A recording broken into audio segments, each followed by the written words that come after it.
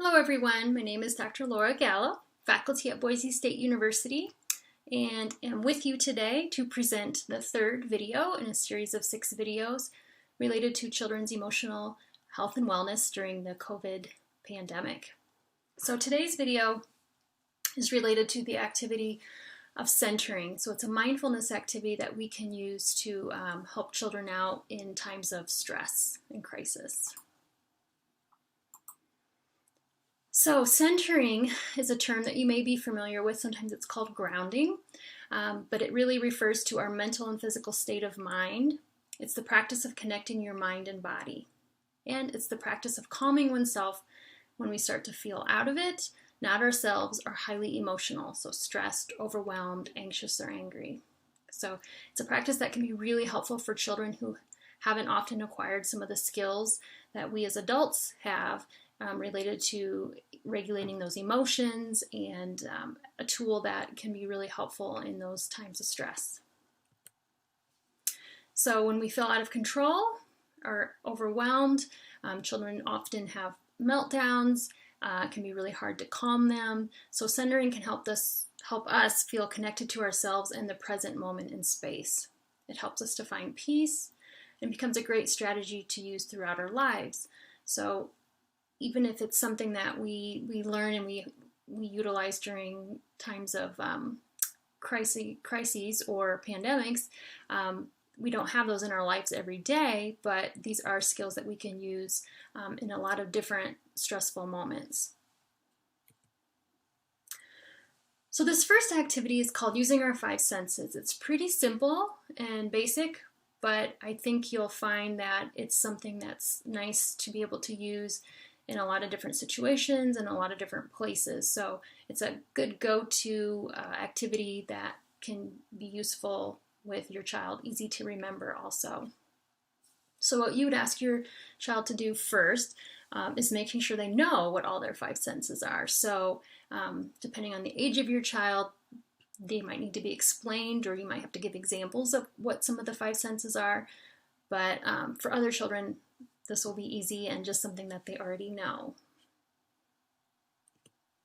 So I'm just going to walk you through the activity. So what you would do is ask your child in that moment, in their physical space that they're in, to think of 5 things that they can see right now.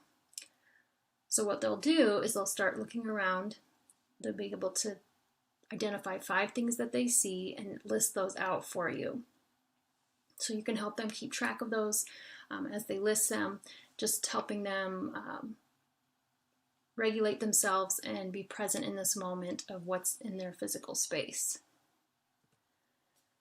The second thing you would ask is for them to think of 4 things that they could touch right now in their physical space. So naming what's around them, things that they could actually touch.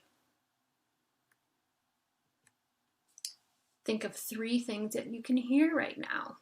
So this may take a few moments, as they might not be able to identify 3 things right away, but usually if you wait even 5 or 10 seconds, they'll start to hear things that they didn't hear earlier. So once again, they're calming themselves and really connecting with their physical space. Think of 2 things that you can smell right now. So once again, this one might take a little more time, but my guess is waiting even 5 or 10 seconds, they'll start to recognize smells that are around them. And the last is to think of a thing that they could taste right now. So this could be just a taste that's lingering in their mouth, could be something in the air that they can taste on their tongue. So it's really another one that you might need to give them a little bit of time to be able to come up with something that they can answer. So how is this activity helpful? So by bringing awareness to the present moment, you are changing the focus from a heightened emotional state to a more relaxed one. You are allowing your brain to move out of fight or flight to rest and digest. In other words, by asking yourself to acknowledge your surroundings through your 5 senses, you are connecting your body and mind and allowing a pause from wherever your brain was stuck a moment before. So that's a helpful activity that can be used, like I said, in any time or place, which is really nice, and something that You're helping your child focus in on the present moment and to identify what's around them, which will hopefully help them calm down and move out of that agitated state. Thank you.